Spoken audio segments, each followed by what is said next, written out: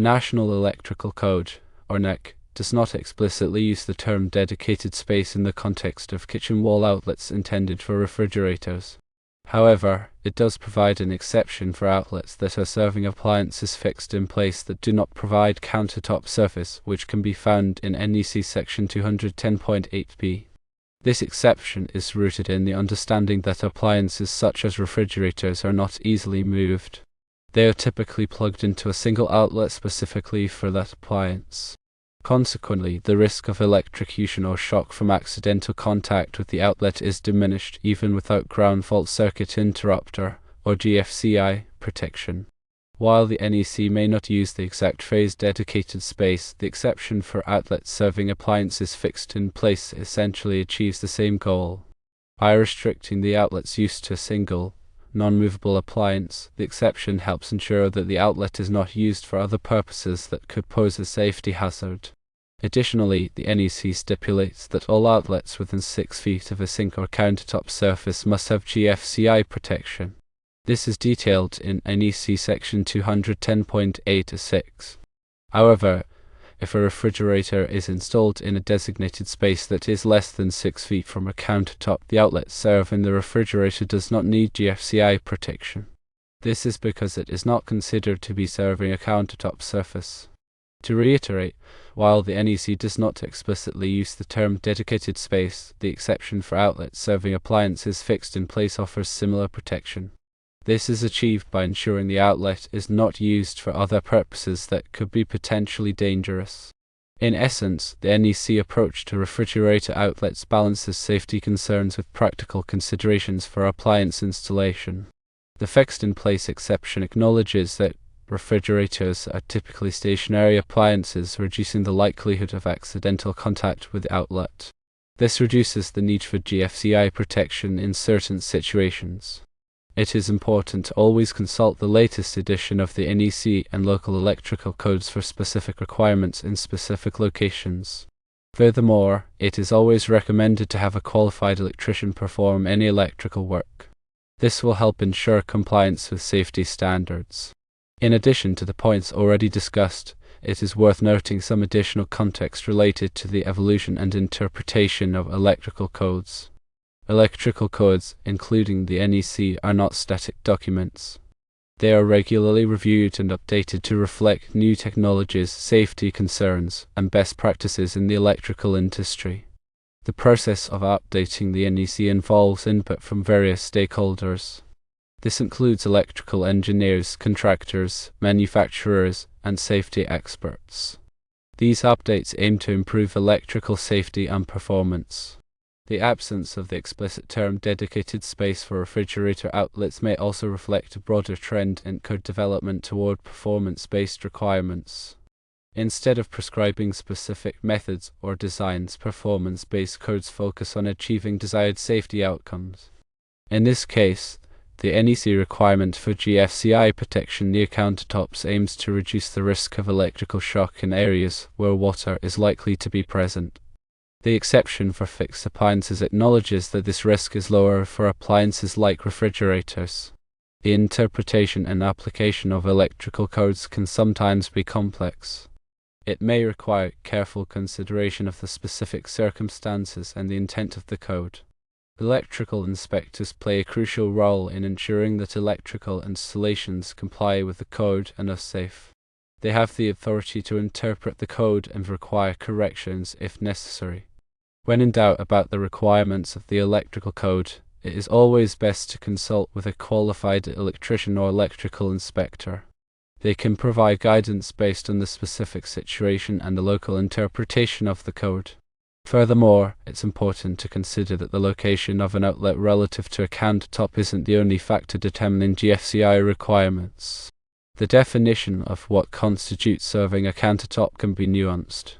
For example, an outlet located behind a refrigerator might technically be within 6 feet of a countertop. However, if the refrigerator permanently blocks access to the outlet, it may not be considered as serving the countertop in a practical sense. The NEC also addresses the use of extension cords and multi-outlet adapters. These devices can increase the risk of electrical overload and shock. The code generally discourages the use of extension cords for permanent appliance connections. This further reinforces the idea that refrigerators should have a dedicated outlet. The concept of dedicated circuit is also relevant here. A dedicated circuit is an electrical circuit that serves only one appliance or load.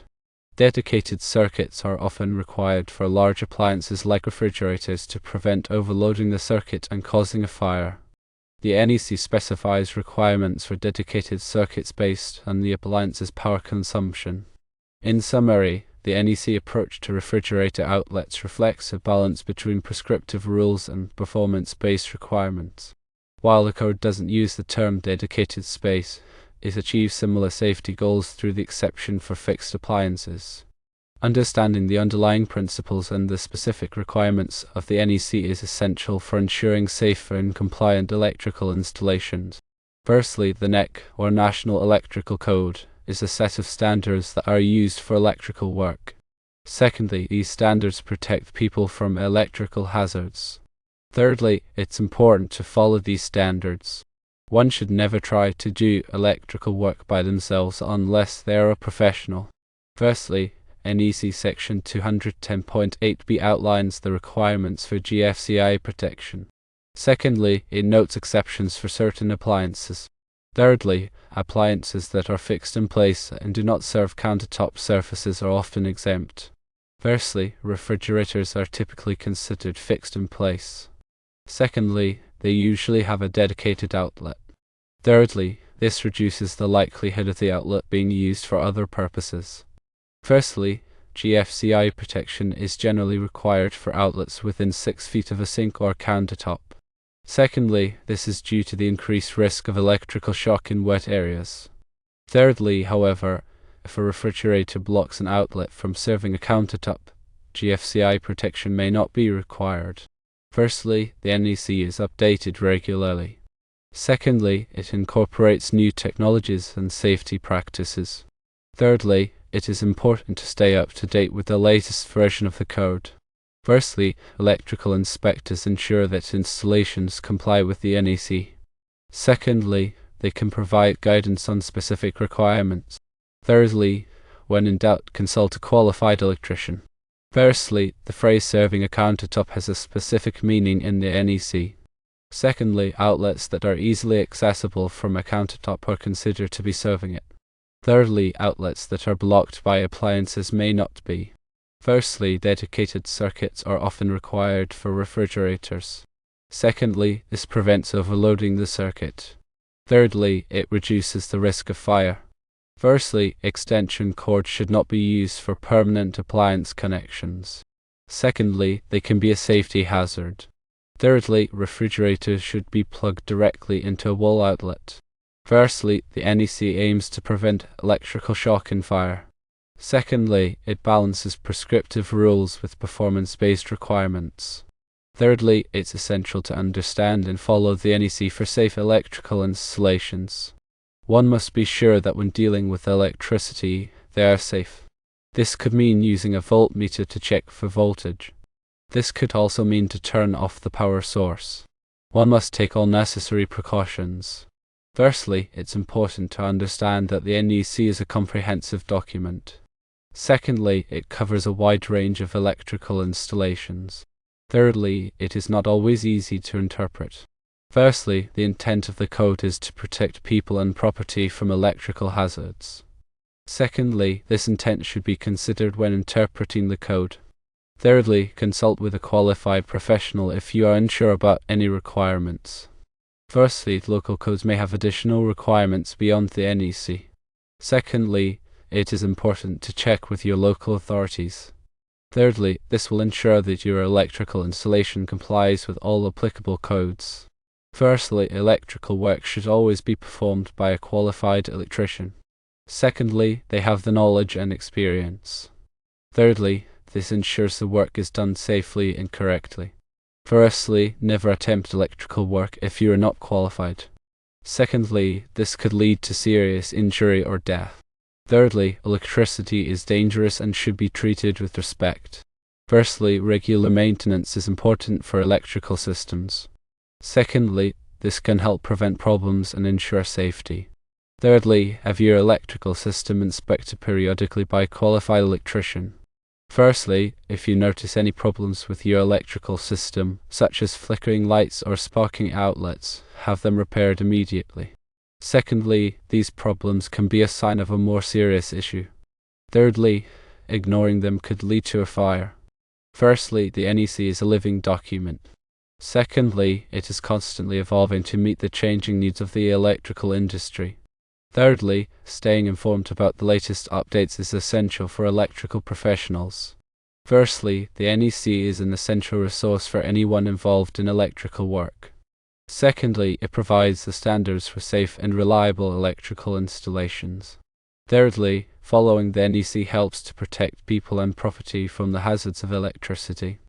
It is important to note, as well, that one should focus on the technical aspects of electricity and electrical components, rather than focusing on specific brands or tools, as this information is likely to change faster than the core principles of electrical installation. In addition, it would be beneficial to cover in the discussion the importance of proper grounding and bonding in electrical systems, emphasizing how these practices contribute to safety by providing a low impedance path for fault currents, reducing the risk of electric shock. One could also touch upon the different types of wiring methods permitted by the NEC, such as conduit, cable, and race-with systems, explaining the applications and limitations of each type.